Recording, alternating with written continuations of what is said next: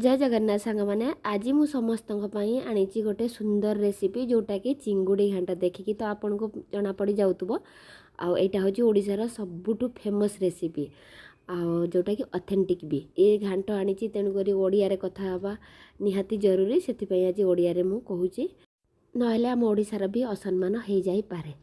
प्रथमे सोरिष तेल आम नहीं जावा और एथिरे चिंगुड़ी को मु मैरिनेट करके रखी थी तो ये आम प्रथमे ताको भाजी नवा बहुत सुंदर भाव में।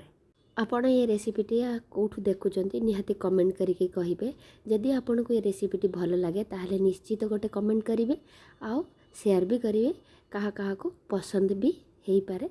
प्लीज भिडियोटी को अधिक रु अधिक शेयर करेंगे।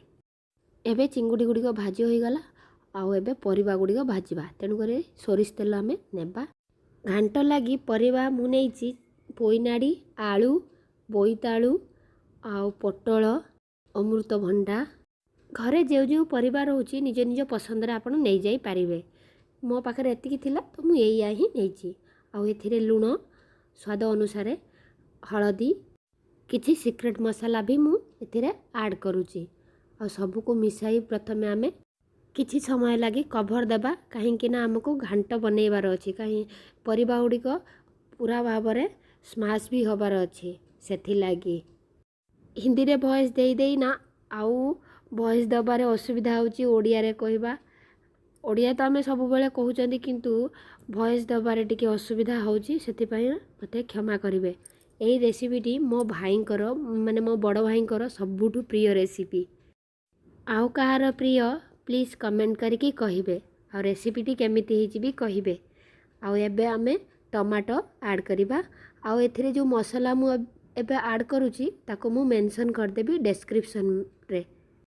ओडिशा रे खूब प्रसिद्ध एई रेसिपीटी आउ विशेष करी पॉलिटिकली सबुआडे एई रोसेईटी ही होई थाए।